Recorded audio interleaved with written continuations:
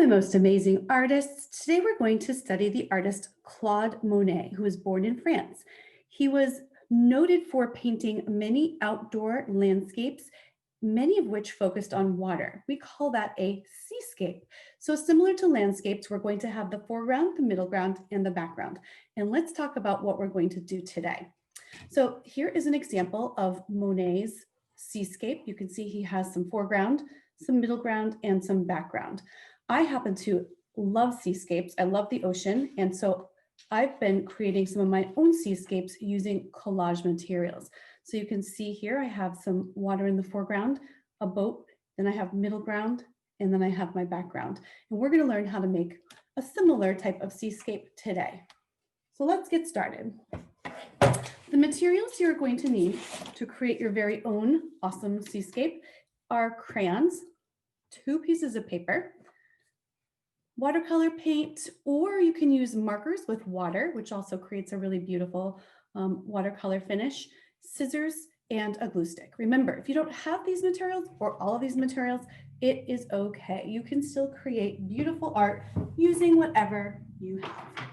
All right, so to begin, we're going to start with a blank piece of paper.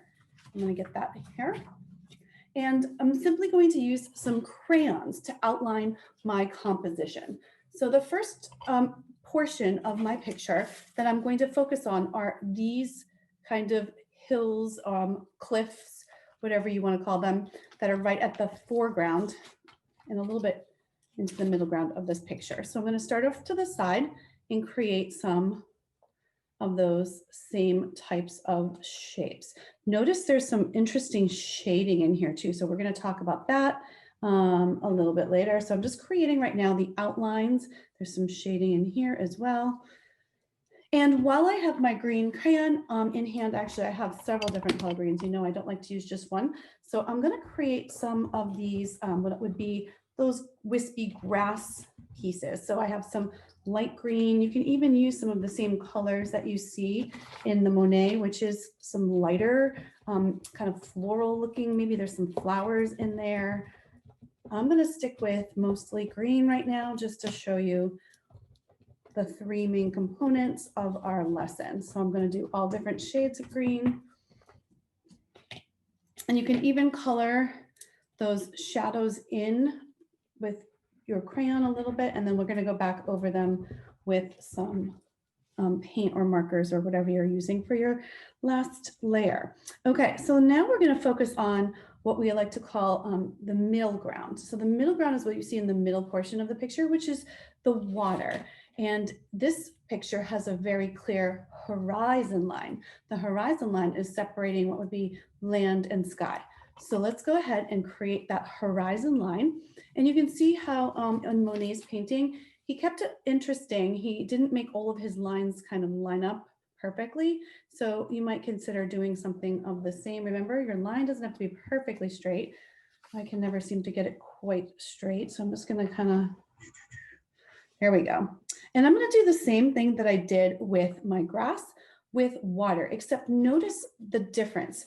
These are going vertical. These lines are going horizontal. I'd like to keep that feeling. So I'm going to make horizontal dashes of color just like this. Now, Monet was famous for impressionistic painting. He wasn't painting realistic looking pictures. Back in the day, that was what they were doing. And his style of painting was actually kind of frowned upon for a while. But then people realized these impressions, as he called them, or little dabs of paint and light, really created beautiful art pieces. And of course, he became one of the most famous masters of all time. Okay, so I have my vertical lines, I have my horizontal lines for my water. And now we're going to look at the sky. The sky is the last component of this picture. So I'm just going to add, and again, because you can't really see them, you can use, I'm going to use some like this periwinkle color just to kind of lay in some clouds here. If you want to go over those clouds with some white, it might be a good idea. So right now to do that, so you don't forget, and then end up with clouds that are all colored in.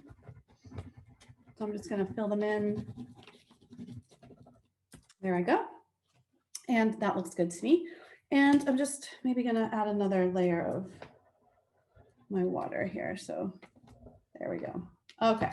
Now in the sky, I'm going to create some more of those lines just to give it a difference from the water. I want to make sure these two, because they're oftentimes blue, I want to create a little bit different look. I'm just going to add some vertical lines here as well, just for some texture. Kind of looks like rain, I guess. We're having a rainy seascape day, but it'll just add some texture when we go back and fill it in, as you can see, and it also separates the two designated areas. Okay, so now we are going to add the color, baby color. That's my favorite part. Remember, there's a couple of different techniques that we've talked about this year, especially being at-home artists.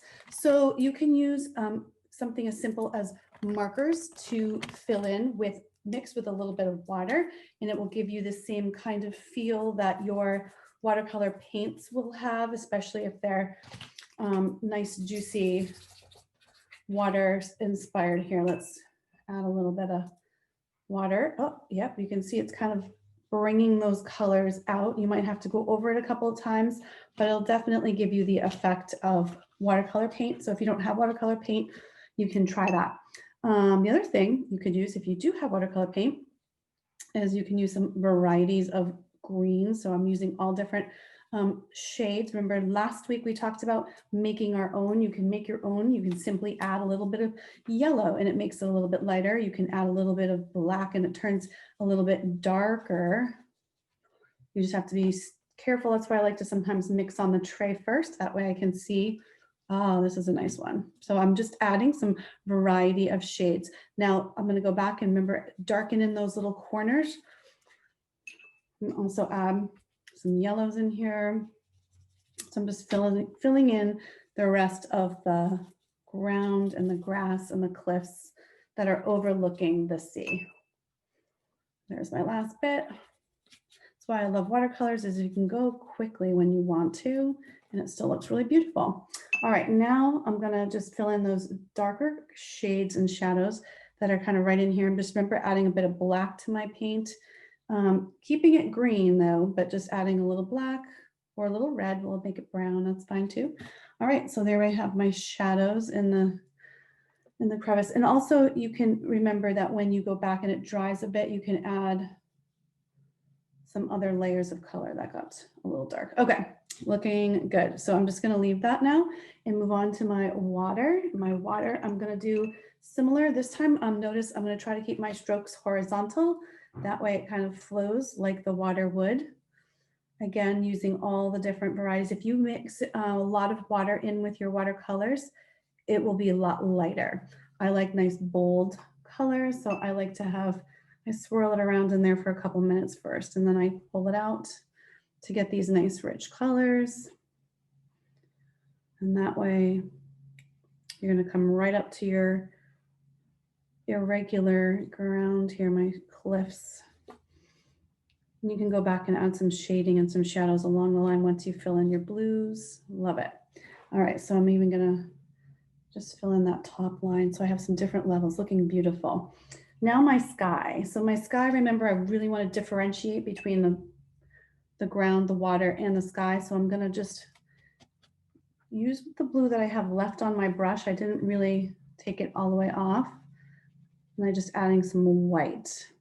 So this is going to give me a really beautiful light color that looks quite different from the blue that's my water. I wouldn't want this all to be the same. It would be a little overwhelming, all the same tone.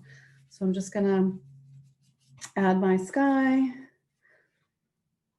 not being as particular about how I'm brushing it on, just kind of wiggling my paintbrush all around different places. You can see it got a little darker in the middle. That's great. If you want to get a little bit more, there's some more white, mixing it in, pushing it all around.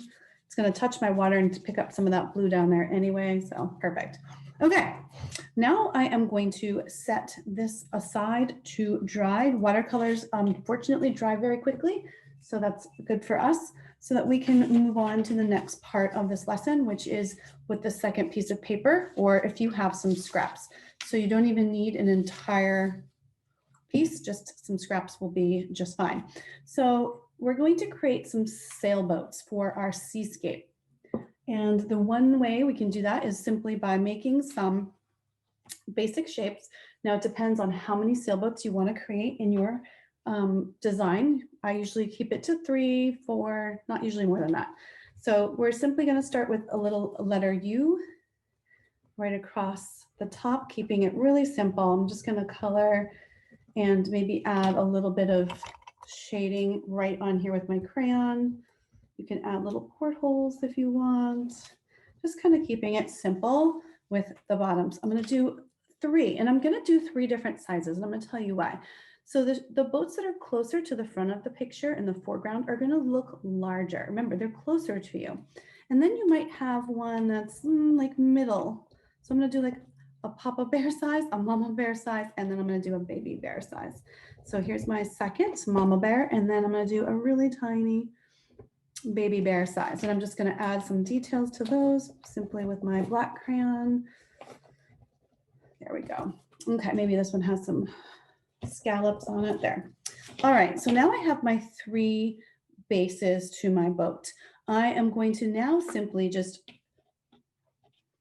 draw some triangles. I'm just going to do 1 triangle on the top of each of these. Remember, the triangles kind of reflect the size of the boat, but I'm going to split it down the center with my black crayon like that. We're going to be cutting on those lines. So now I'm going to cut my boats out. So I have these little pieces. So you do that.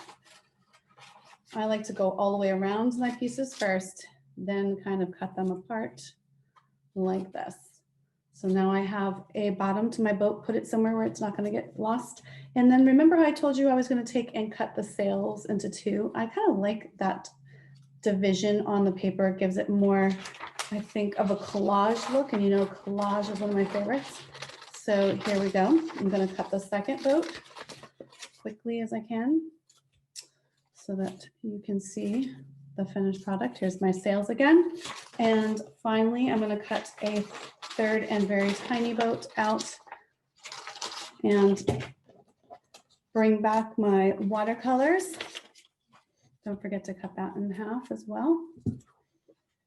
And it doesn't even have to be perfectly along the lines. Notice there's a little bit of white showing, and that's okay. Just going to try to get the basic shapes.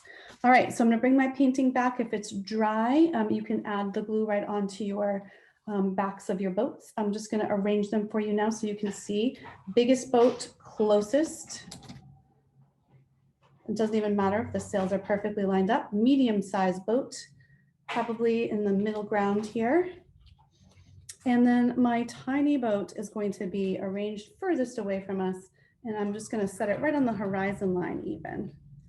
So that way it's in the background. So a simple yet effective way to create your very own Monet inspired seascape. One of my favorites. Hope you enjoyed. Keep on creating.